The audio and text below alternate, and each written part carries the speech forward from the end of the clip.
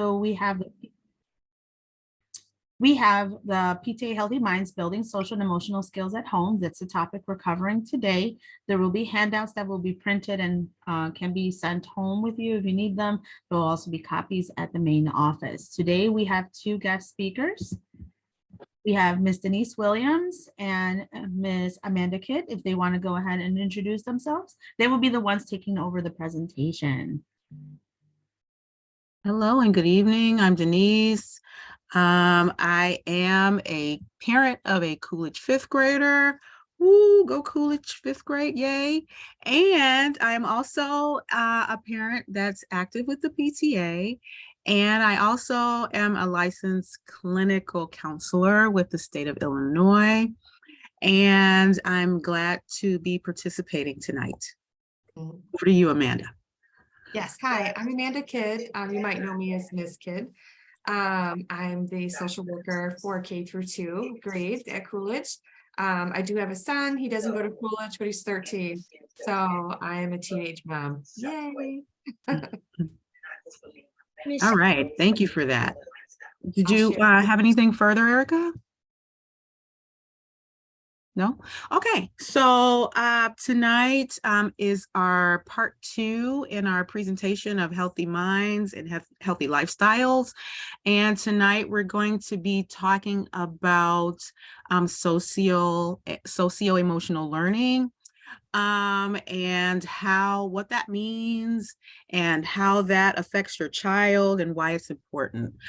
So if you have questions, we want you to feel free to go ahead and type those in the chat if you could. We want to start by asking you if you want to put your name, or if you like to just add the name, not the name, but the age and the grade of your child into the chat. We want to kind of gauge the ages who we have represented here tonight. And what tonight is about kind of having a conversation about social and emotional learning and how that contributes to what we do as a family and supporting the social and emotional needs of our children and each other. Okay, so we're going to start with our objectives. And so tonight is about talking about that. You know, what is social and emotional learning? Why is it important? We want to talk about some key emotional skills and how to get the ball rolling to recognize fostering that development in our families, in our households. We want to also encourage discussion about ideas about how we do that, how we see social and emotional support in our own lives.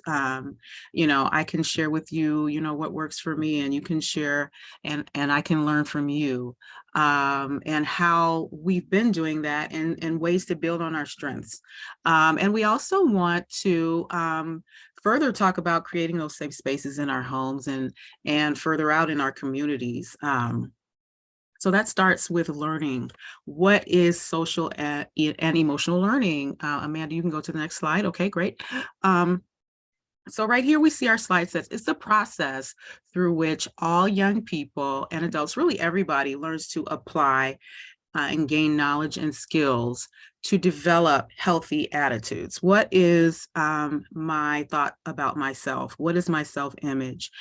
So social emotional learning helps to do that by showing us who we are and how we fit into our environment. It also helps us to manage our emotions, and learning to manage your emotions and self-regulate your emotions can help you in life, right? It can help you make goals, achieve them. It can help you recognize, am I succeeding? Am I doing what I set out to do?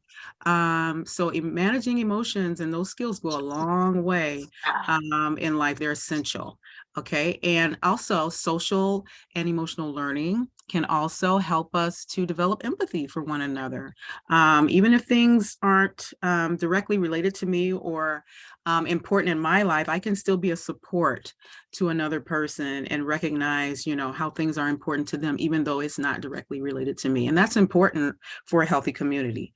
Social SEL, we'll just say SEL, right? We see those letters a lot. in educational environments. So that's our acronym for social and emotional learning. So SEL can also help us to establish and maintain those healthy relationships, right? How do we support each other? How can we not only make connections, but build on those connections and have healthy relationships, productive relationships. And it also learning SEL tenants can also help us to make responsible and caring decisions, right? It helps us, and particularly our children, know when they have power to act in a right way or a wrong way, okay? And how to contribute to that environment. So moving forward to the next slide. We have a couple questions, okay? So I would like to encourage some participation. I'll start, okay? And the first question is, why does social and emotional learning matter? Like, why do we need SEL curriculums in our schools and parts of our kids' day in the classroom? Why do we need that? Why does it matter? Anyone want to chime in? I would assume it's because it's the way children learn. They're like they learn through their environment. So I assume that um, having control or even having the knowledge of how they're feeling or their emotions and being able to articulate that is really important. I agree. 100%. Children do learn in their environment, and they learn a lot from what's modeled in front of them. So maybe if I'm a child or even an older adolescent, I'm learning by what I see in front of me or even from my peers. So what I get throughout the day not only comes from books and blackboards, but it also comes in my interactions with peers and teachers. So that's a great answer, and that I totally believe that is a big reason why it's important to emphasize SEL in our schools and in our classrooms and in life, and recognize the importance of that. So why does it matter to me as a parent, as a caregiver? I'd say that I want my kids to learn how important they are to their environment, right? Sometimes kids can get weighed down and upset by things that they don't necessarily like in their world. And that's all of us. But kids feel things deeply and they see things, but it's important to let them know that they're not powerless. So that's my answer as a parent. I want to build strength in my kids and let them know that they do have a voice, they do have power, and the decisions that they make personally, they do affect the environment, and they do matter, and they're not powerless when they see things that they don't like. Did anybody else want to answer that one as a parent? Why you think SEL is important, or maybe why you don't think it's important? Maybe if you think that it's not such a big deal. Just want to encourage a conversation and share ideas. Well, I also think it's important because, everyone deals with things differently, but I think that it's good for kids to learn that it's okay for other people to have feelings too, and to learn how to navigate. Everybody is different, and it's okay for them to express themselves differently, but not to become offended by that all the time. That was a good one. I like that, not to be offended because people react differently. I think that's important. I agree. So moving on to the next slide. Why is SEL important?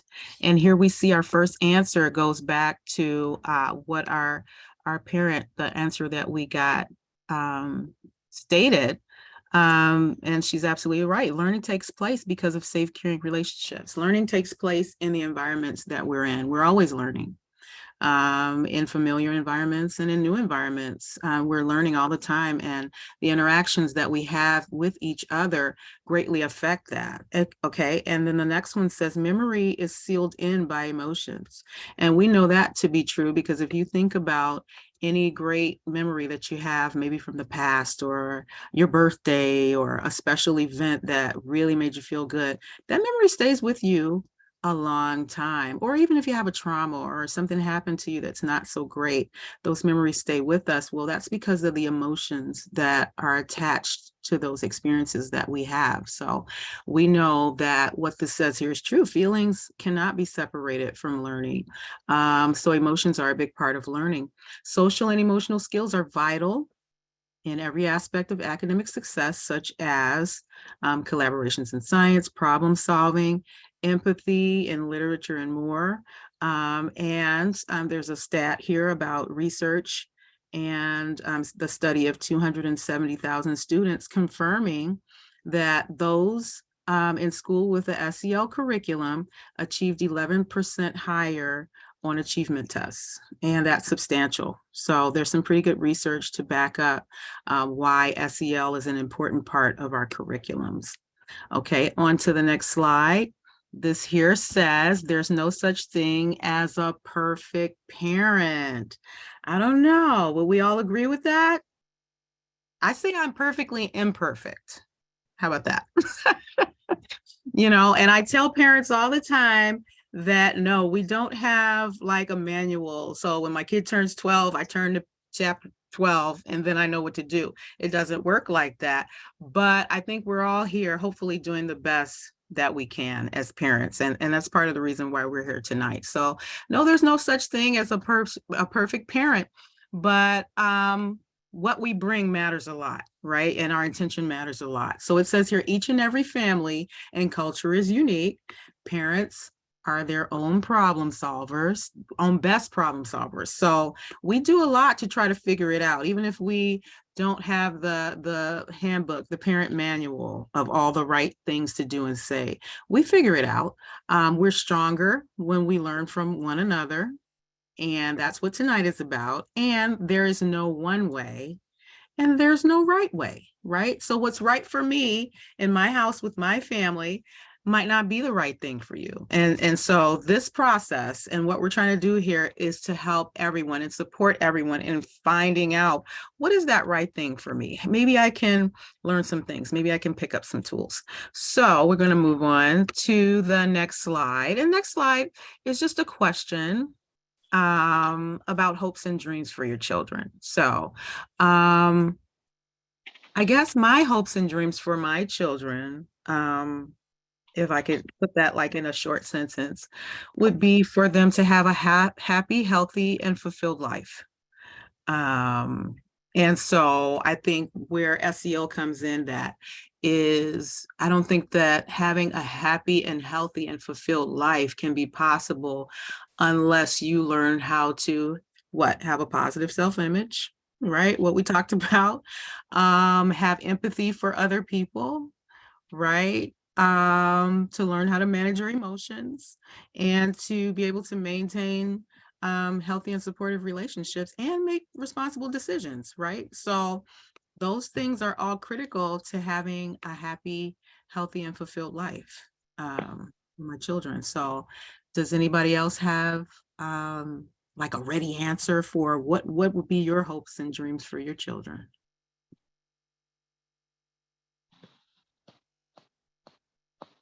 Angela Mitchell. I, I think that we have to also let our children know that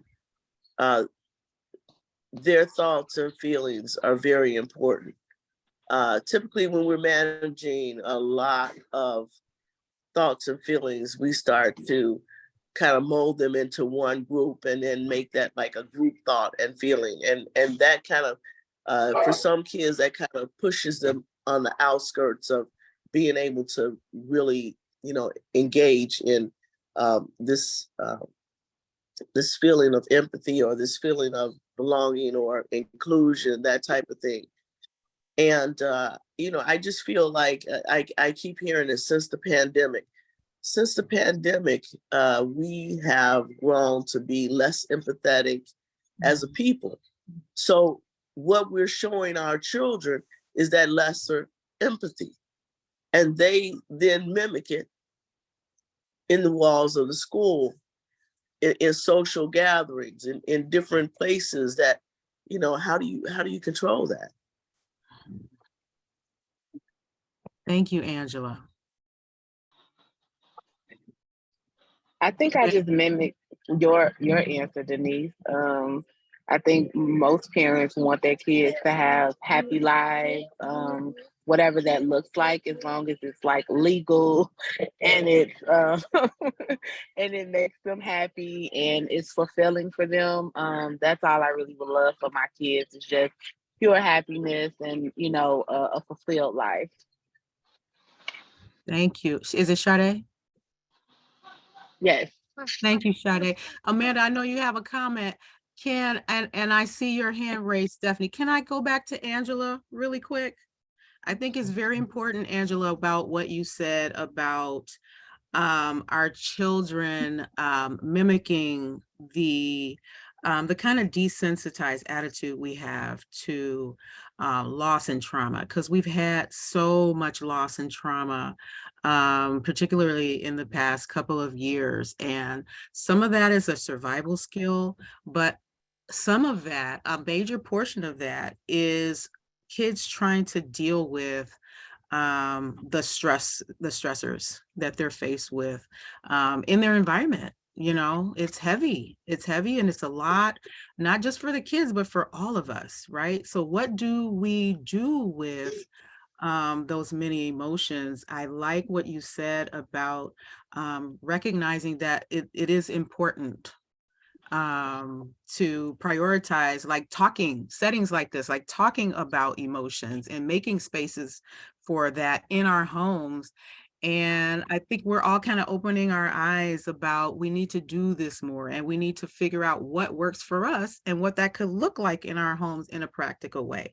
Maybe it's over dinner, or maybe it's on a walk to school, or ways that we can do that and just send the message, hey, I support you, and feelings are important. So I want to thank you for your comment, because that was a big comment.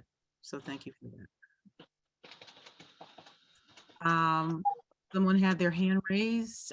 Stephanie, was it? Yeah, thank you. Yeah, so just thinking about my children, I think, with emotions, some of my goals for them is to kind of like have, those experiences that are positive, and not focus so much on experiences that are negative. But somehow I just want them to like have self-talk.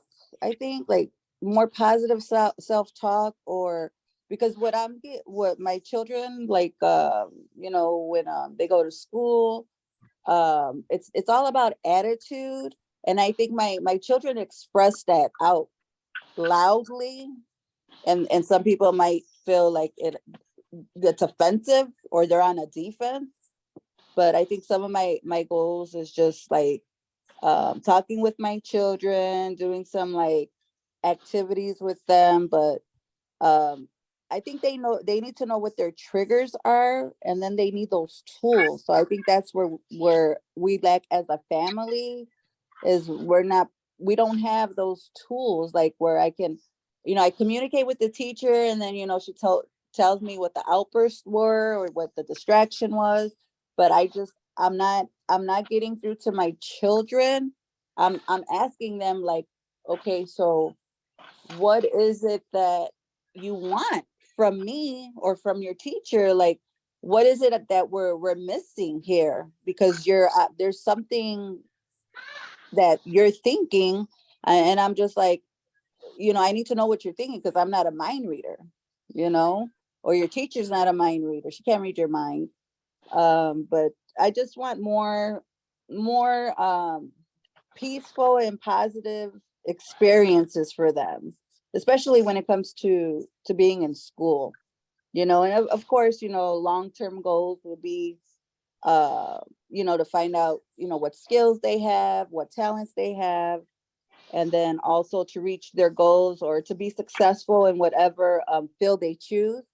That's what I want for my children, and just more positive, just be more positive, rather than go to that negative side, because I'm like, you don't have to be the bad person in class, you don't have to be that person. That's about it. Just wanted to share that.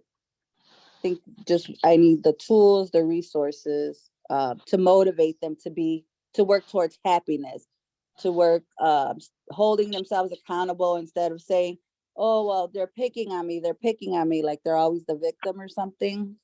That's about it. I don't know if anybody can elaborate or give me some tools, something to use for my children, because it seems like I'm getting a call every day for well, actually right now it's only 2 of them that are getting in trouble, and then one is okay, but then when the other one is okay, then the other one I'm getting a call for.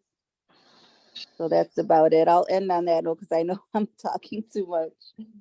But all Thank you, right. Stephanie. You're I welcome. love your input, because this is what this is about. We want to have a conversation. We don't want to just be talking at you. I love what you said about prioritizing your kids' emotions, tapping into what they're thinking.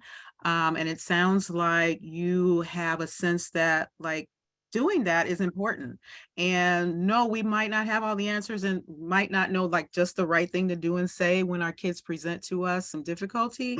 I think it starts with wanting. I think your attitude is the biggest part, because when you want to support your family in that way, you'll recognize opportunities, you'll recognize resources when you come across them. So I'm going to let Amanda, if you want to chime in. I know this is your wheelhouse, but I just wanted to encourage you, Stephanie, because I think that was such great input. And especially your point about the need for positive self-talk and how to do that and getting tools to do that. So I think it starts there with the willingness and the desire. So, and I just want to encourage you, you're doing a great job as a mom. Yeah, I'd like to echo that. You are not the only parent that feels that they're getting phone calls more frequently that they should. You're not the only parent that feels like, where is the manual for this child? What am I saying wrong? What do I have to do? I think most of us feel that way at some point in time being parents, right? I know I do all the time. So don't feel like you're an island on your own, and there are resources, and we can talk about that because I don't want to take up time there, but there are resources that we can offer you just from a school social worker standpoint. And if you want, we can always like set up a time to talk about that, or you could reach out to Ms. Hodson or myself. And we can go that route, but I do want to echo that you are not the only one, and you just saying that you have those concerns is really, really the huge starting point. So kudos to you. And I'll let you continue, Ms. Williams. I'll move your slide. Okay, thank you. We're going to the next slide, and it's about how our hopes and dreams meet with what Stephanie was talking about with skills, right? You said, I need more tools, I need more skills as a parent to feel like I'm supporting my kids. So hopes for your children. You want them to be fulfilled, happy, confident, able to navigate life and be happy. That's basically just what we want. And what do we hope? We didn't get to the second question, which was, what are our hopes and dreams for our role as a parent? But I think you covered that too, Stephanie, when you said you just want to be able to encourage them to be positive, to be thinking positive, to have positive self-talk, and to have skills and tools to support them in that direction, and to know that, yeah, you're going to have challenges, but there's a positive side. So our hopes for parenting can include supporting our kids and encouraging them to be happy, loving, and kind, to have high expectations, right? Just because we're challenged, that doesn't mean that we don't have strengths. That doesn't mean we can't meet the challenge and overcome the challenge. So where those hopes and those hopes for our parenting and hopes for our children's future collide, they collide in self-awareness, they collide in self-management, social awareness, relationship skills, and responsible decision making. That's what we end up with when we just have those hopes and we want to do better. We want to support our kids better. We realize it's important. Hey, my kids, my kid needs me right now in a different way. How can I prepare myself to be a supportive parent? We can go to the next slide.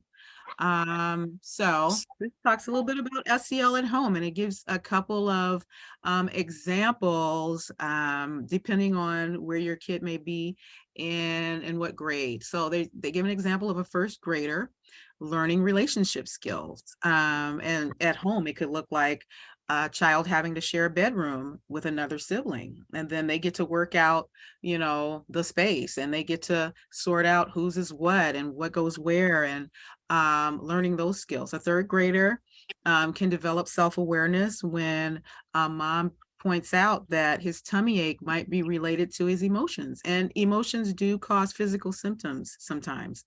Anxiety over upcoming tests, how what we're feeling outside may be related to what's going on inside. Another example, an eighth grader learning how to navigate friend group issues, right? Who hasn't dealt with that as a parent? Friend group issues. So that you don't have to, that child doesn't have to feel like they're in the middle and they have to choose. These are all things that our children face. Here we have a sophomore facing peer pressure to break some rules, and learning how to deal with the potential outcome, like making choices and living with them. So this is an example. They're just giving you a taste of some situations where we see the need for socio-emotional support at home. Okay, and now I'm going to hand it over to Ms. Kidd, and she's going to talk about how socio-emotional learning pans out in our wheel here, our wonderful visual aid. Yes, our diagram. So Yep. as you see here, the middle one says social emotional learning, and then the 5 parts around that are the areas of social emotional learning that we're going to carry on throughout the rest of the presentation. But I did just want to add that, as you can see, as that circle gets bigger and bigger and bigger, it just shows that we use social emotional learning in every aspect of our lives, the classroom, schools, and families, communities. It is something that we use every day and all the time, and we're always learning, right? It's not something that we get an A+ in and then we move on. It's continuous learning, right? So the first one that they speak about is self-awareness. So this is our understanding of thoughts, feelings, and values, and how they impact our choices, how we perceive others, how they perceive us. In the next section, it talks about the different ages and stages.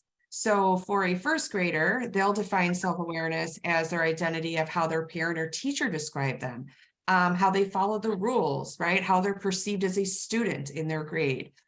Fourth grade, they get to start to identify those feelings, sometimes those strong emotions, anxiety, frustration, what makes them bored, when they need to seek understanding.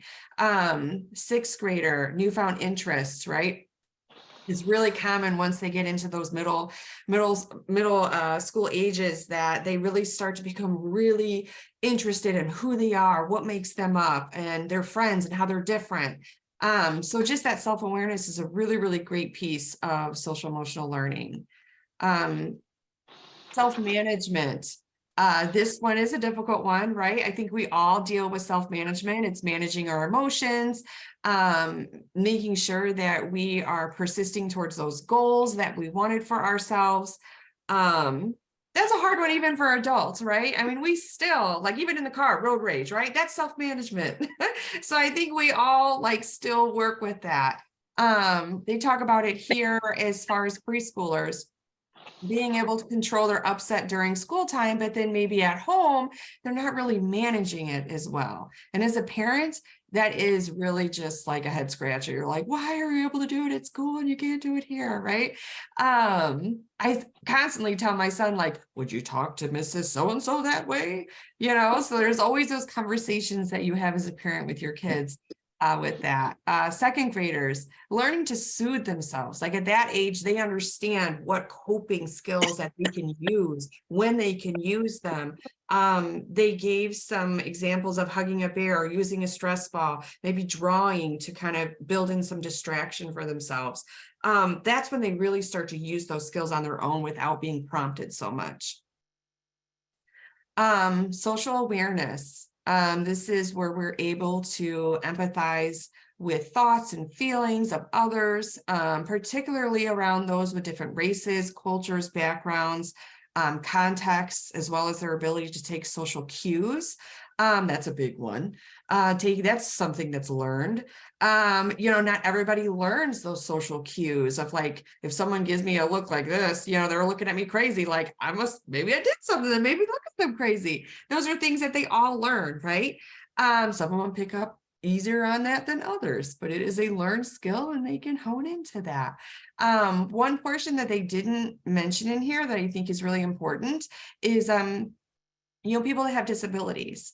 So if you have a disability, your empathy for someone that has a disability should be recognized, because if you are not disabled in any way, you are considered an able-bodied person, and your life would look very drastically different than someone who does have a disability. So having that empathy piece for that population is really important as well. Below that, they do talk about the ages and how it's different. So preschoolers become aware of how to cooperate with their peers, playing pretend, while as third graders have a newfound self-consciousness as they grow with their empathy and sense of judgment by peers. They're like, oh, now I'm worried about how Johnny looks at me. Before I didn't really care. Now, I'm concerned. So those are things that change. Relationship skills. Again, those are things that never, you don't just get a check mark and move on. There's always things that we're learning, right? Creating that sustained, healthy relationship with others by communicating effectively. Everybody's communication style is different. Some people, they talk, and then they're done, right? Others, they need time to decompress. They need to hear it. They need time alone. Then they can come back to you. And I think it's really important to understand your child's way of communicating. It might be different than yours, might be different than their teachers, might be different than their friends, and allowing them that space to say, like, this is just how I communicate, and learning to navigate how they can use their communication style. Again, we're looking at different ages.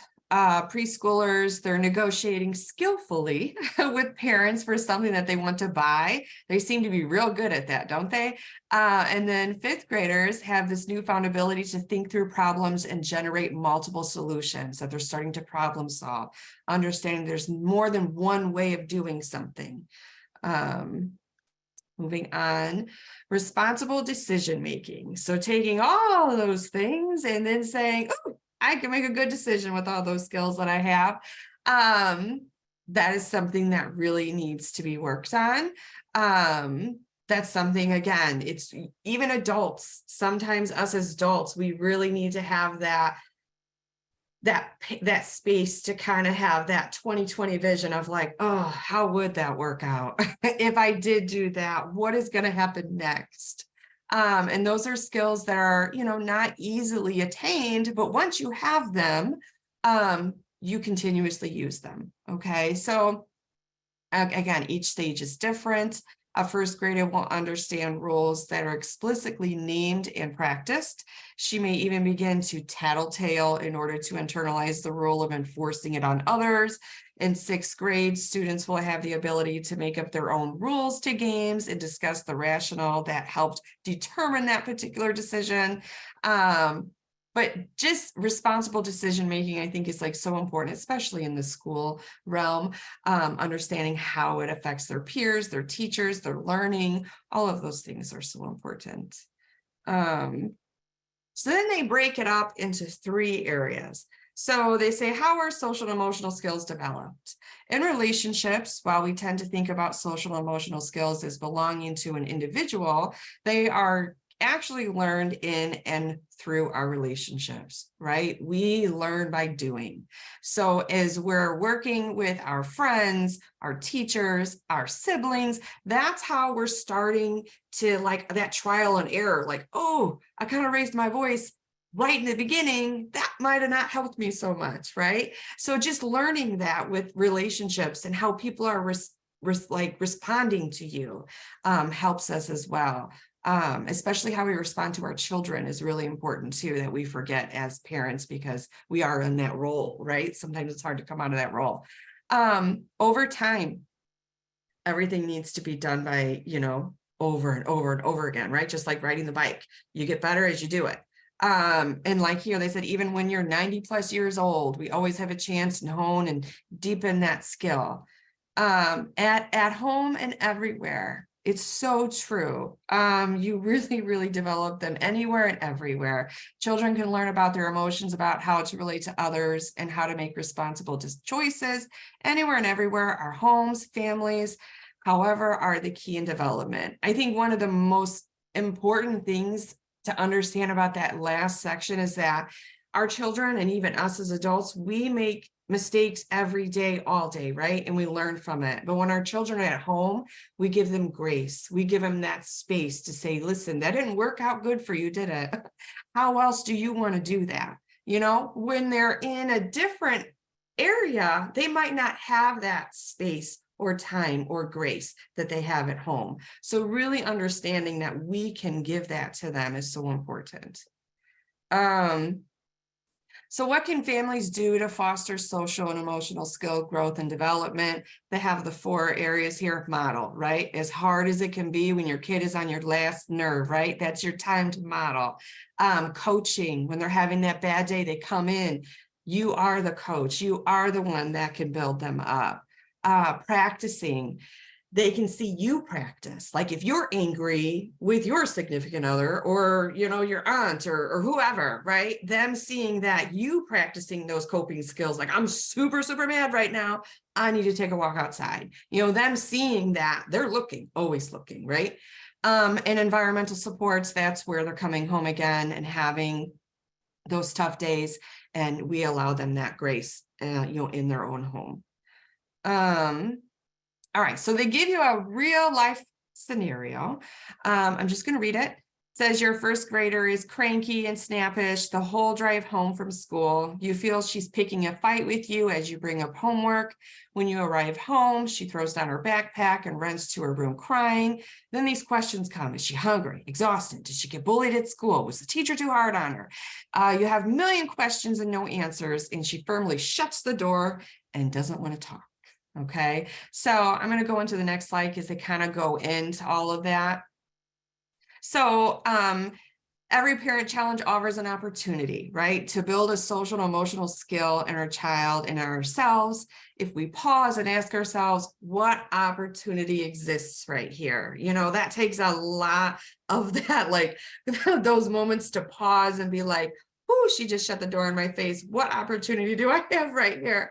And here we go. They give you this little image, social awareness, relationship skills. It's just throwing it all back in your face. You're like, all right, she had a rough day. If she, shuts the door in my face, I could easily just match her energy level. But I could take a moment and say like, all right, I'm supposed to show grace. I'm supposed to be patient. I'm supposed to model. And then you just try your best. But it's not always going to happen. Let's be honest. But those are things we want to try to do, right? So this is another family activity you can do with your family. I read over it. It's actually really good. I actually plan on using it with my family. It says, first, let's talk about how you feel when challenging moments hit. So which emotions challenge you the most? What's one typical trigger? I remember one of our parents talked about the triggers that they have.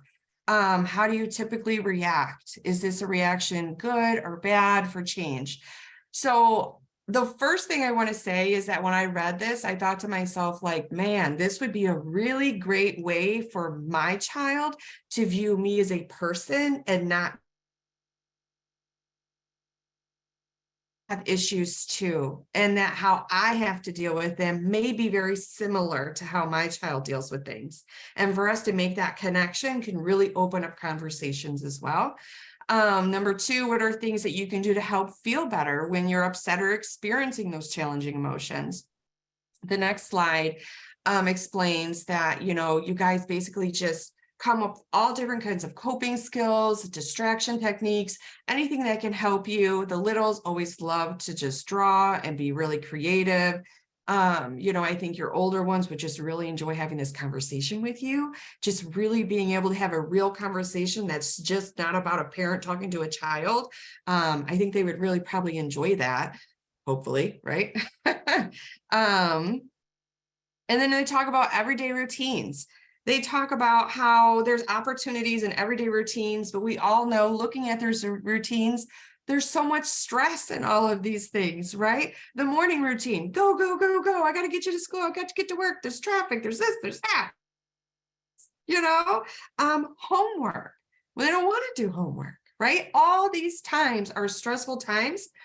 But in our next slide, they give a really, really great idea of talking about it and making a plan. So including your children when we have these high stress moments that are every day, right? We got to go to work every day. We got to take a shower every day. We got to do this every day, and creating a plan and including them. And then when they are having a rough time, being able to be like, you know, per our plan that we made, you know, maybe we could work together on this. I think that's a really great strategy to use with kids. And again, there's lots of things in this slideshow that I actually am planned to use in my home. Hopefully it works out well. And it says, be sure children understanding can develop, perform the tasks they are responsible for. Practice matters. All members are responsible for part of the routine and know their roles. I think it's really good to empower your kids, have them start doing chores early, even if they're small. It really, really helps them to be able to, as they get older, to take care of themselves and understand responsibility and feeling good about those things. Here's a really nice email that gives you all different kinds of resources that they can offer you. So pta.org/social emotional. They do mention Castle, which is a really, really great program.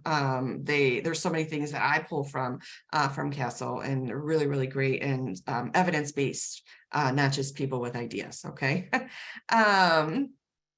And then takeaways. What is one key learning that you are taking away? What is one activity you are going to try with your family? And again, this is a back and forth. I know I kind of just like spewed all kind of things at you, but I know we only have an hour. So if you would be so brave as to say, like, what do you think you took away from this presentation? We would really like to hear it. Angela Mitchell again. I took dialogue out of that. We've always had dialogue in families since the beginning of time. That's how we communicate with each other. But the one thing that we have taken out of that dialogue is hierarchy, community. Okay, we don't have a hierarchy anymore. It is a great thing for our children to be able to communicate with us, but it is also very important that they understand where they fall in the pecking order. So if our kids are slamming our doors, that's not their door. They have to know that is not appropriate, because that is the same behavior they take outside of the household. So I like the dialogue part, but I have to still contribute the hierarchy and the sense of community, that everybody can't be a winner. There's winners and losers, and both are learning moments. So sometimes you win and sometimes you lose. And you're supposed to take something away every time. You know, I was at a baseball game a couple of years ago, and the coach told the team, I have trophies for the winners and I have trophies for the winners. And I could see that the winners were a little confused. What do you mean? We just beat them. And so I asked the coach, I said, why did you say that? He said, because no one likes to lose. I said, no, but everybody can't win. You see? So we have to learn to give and take. That's the yin and yang of life. And that's where I think, we might need to go back and revisit. I love what you have in this program.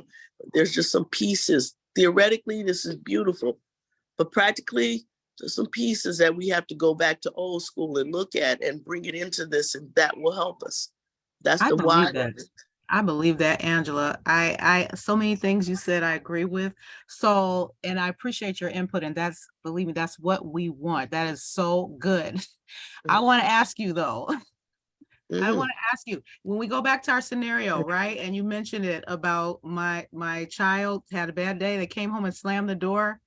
Yeah. What would you do? How would you handle that as a parent? So first of all, we have to take a step back too, because the first reaction is, well, let me stop that door slamming. But you know what? Let the door slam. It didn't break anything. It didn't damage anything. We both have to pipe down a little bit.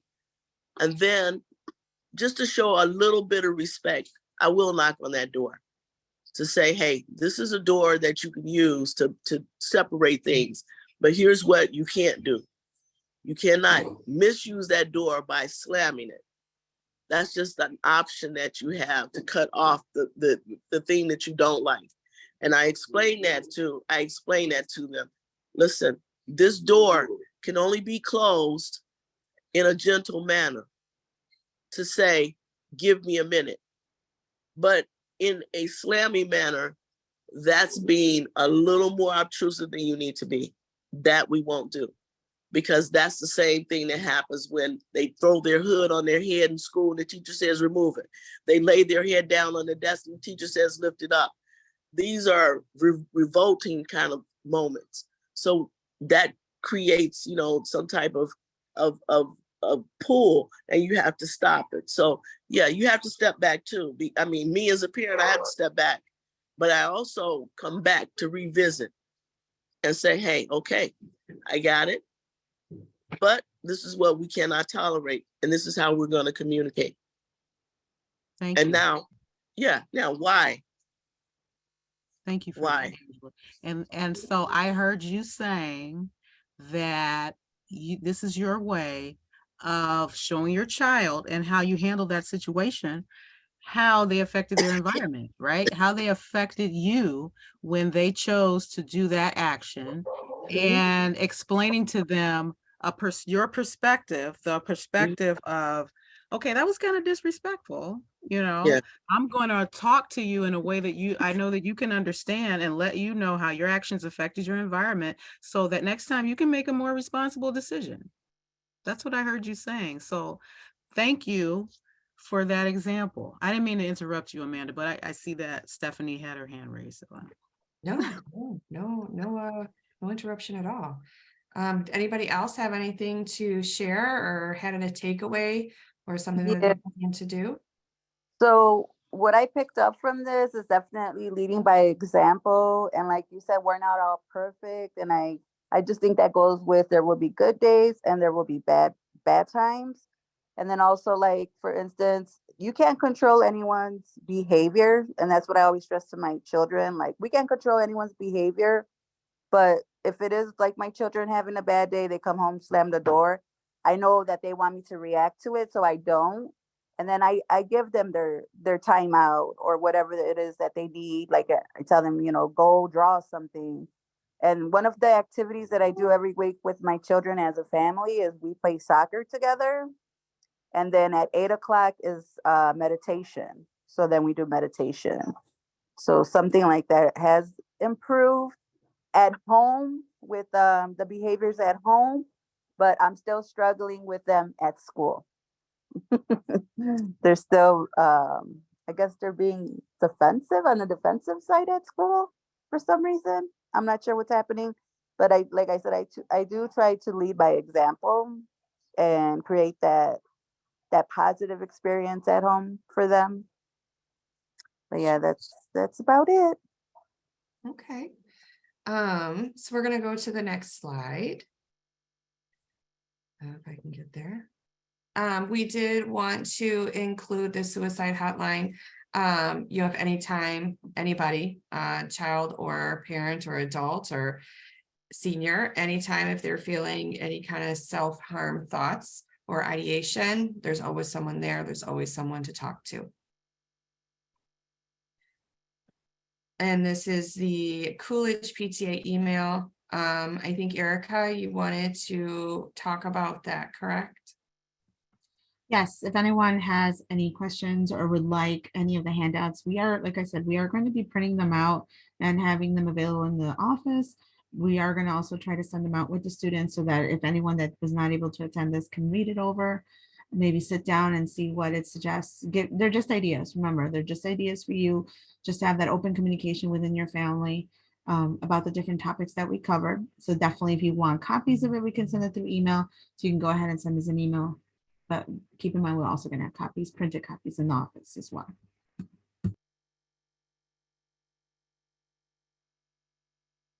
Okay, I also wanted to, I wanted to add, for supports, I would encourage you to definitely go to the PTA emotional support, social emotional support link, site we just gave you on that one slide for tools.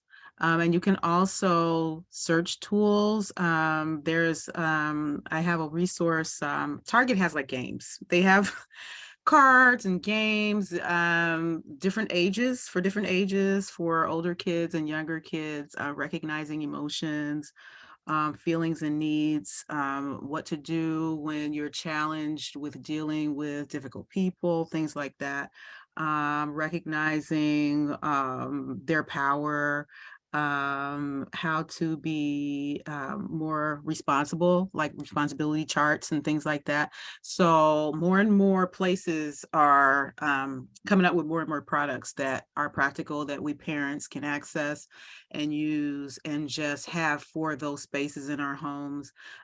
As we figure out how this is going to work for us, as we recognize the importance of this, and like we said in our last meeting, sometimes it just starts with you being that person. Maybe you recognize the importance, but nobody else does. You know, maybe you can be that person who sparks that fire in your home, saying, hey, I'm here for you. Even if you don't want to talk right now, just know that I'm always here. And then modeling that willingness to talk. Like, I kind of had a crappy day.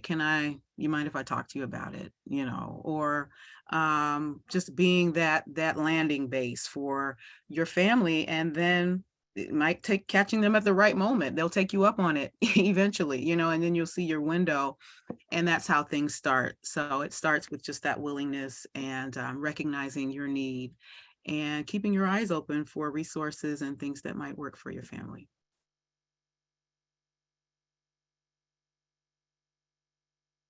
Well, that's awesome. Thank you everyone for being here. I just wanted to let you know that our next time that we'll be meeting like this will be a month from today on March 22nd. So I hope that you'll be able to come back and enjoy our third session, and then save the date for April 14th. We'll be having a mental health fair here at Coolidge. Basically looking at all different types of how does mental health affect us and our families. And so I hope that you'll be able to come out that evening and join us. So obviously I'll be sending out more emails and more text messages about it, but just want to make sure everyone knew. So thank you for being here. Good night, everyone. Thank you, parents. Good night, everyone. Thank you, Thank you, Ms. Mrs. Hudson. Williams. Good night. Mrs. Thank Kidd, you. Mrs. Spencer. Thank Good you. night. Very Thank you. good. Thank you. Thank you.